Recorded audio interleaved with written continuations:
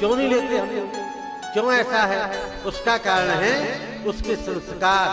क्या संस्कार होते हैं? जाति संस्कार। अब इसको समझना है यदि आपको, तो मैं आपको बहुत छोटा सा उदाहरण देकर समझा दूं। एक राजा को एक कुम्हार की लड़कियां बहुत अच्छी लगी, कुम्हार की, और राजा कौन था? छत्री था। छोटा सा उदाहरण देता हूं।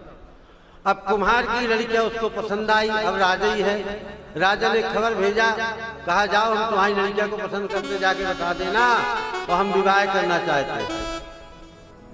और उसने जाके बता दिया। स्वाभाविक है भाई, राजा ऐसी बात कर दे तो उसके लिए तो ऐसा लगता है कोई इनाम दे दिया। लड़कियां पैदा मेरे यहाँ जरूर हुई है, पर लड़कियां पैदा करने का इनाम मिल गया मुझे, हैं? तो उसने स्वीकार कर लिया, कहा महाराज की ऐसी इच्छा है तो मेरा सौभाग्य है। उसने समय आने को विवाह दिया। अब जब विवाह गई वो कन्या, बड़े ध्यान से सुनना, छोटा सा उदाहरण दे रहा हूं कि संस्कार दोष क्या होते हैं। वो कन्या जब ब्याह गई और राजमहल गई, तो राजमहल में साफ सफाई, सुंदरता, देखभाल, अनेक प्रकार की दासियों की सेवा, भोजन का समय, नाश्ते का समय, सारी व्यवस्था, बार बार दौड़ दौड़ दासी आ रही है, रानी जी बताइए मेरे लिए क्या हक है।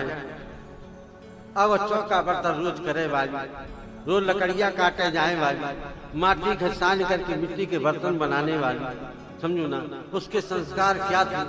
धीरे धीरे वो बीमार पड़ गया, उसको बीमारी लग गई। मक्खन मिश्री खाने वाली वो कुम्हारिन की कन्या जो विवाही गई राजा के यहाँ, उसको ऐसी बीमारी लगी कि कोई वैद्य की दवाई काम में नहीं आ रही। बहुत सारे राज वैद्य आए और भी वैद्य बुलाए गए, पर वो ठीक नहीं हो रही। जब ठीक नहीं हो रही तो गुरुजी को बुलाया गया, क्योंकि गुरुजी को बड़ा अनुभव होता है दुनियादारी का। इतने से समस्या ले ले आते रहते हैं ना कि अनुभव हो जाता है। गुरुजी को बुलाया गया, गुरुजी का आवभगत किया, सम्मान किया, बिठाया, और फिर बिठाने के बाद अपनी समस्या समझाई। अब राजा को मोह है और लड़की ऐसे सूखी जा रही है। वो रानी ऐसे सूखी, सारा मोह जो है उसका राजा का पैरों के नीचे से निकल रहा है, और उसकी सुंदरता नहीं बची। जब सुंदरता नहीं बची तो उसके प्रति जो मोह है, लगाव वो कम हो गया, चिड़चिड़ापन आने लगा उसके। अब चिड़चिड़ापन आने लगा राजा का, बैठ जा, बाद में जो कुछ करना वहीं रख दो, बैठ जा। तो चिड़चिड़ापन आ गया। तो जब उन्होंने गुरुजी से पूछा, कहा गुरु महाराज ये फलाने फलाने घराने की कन्या है, वंश की कन्या है, और मुझे अच्छी लगी तो मैं इसको ब्याह लाया हूँ, और जब से यहाँ आई है तब से बीमार हो गई, तो कोई इलाज ही नहीं हो रहा, कोई दवाई काम ही नहीं आ रही। गुरु महाराज ने गणित किया, सूर्य चंद्रमा देखा, राहु केतु देखा, सबली गणित लगा डाली, कोई गणित काम ही नहीं कर रही। फिर देखा, कहा एक काम बताओ, एक काम ये बताओ राजा कि ये कन्या कहाँ से आई? कहन फलाने फलाने जगह से। कहा मुझे वो जगह दिखाओगे क्या? गुरु महाराज को लेके गए, उस जगह को दिखाया।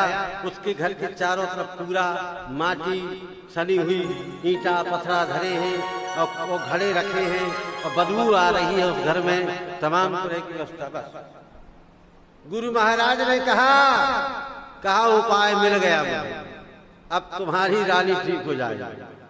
तो जिस कमरे में वो रानी रहती थी,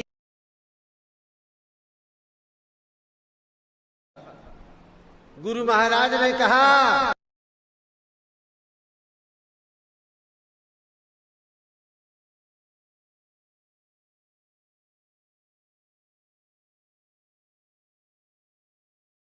हेलो मोटो।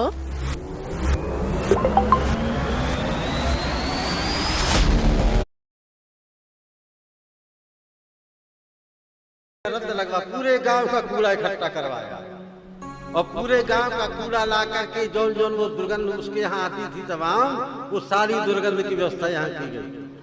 धीरे धीरे वो कन्या ठीक हो गई। बोले भंडार बिहारी लाल की जय।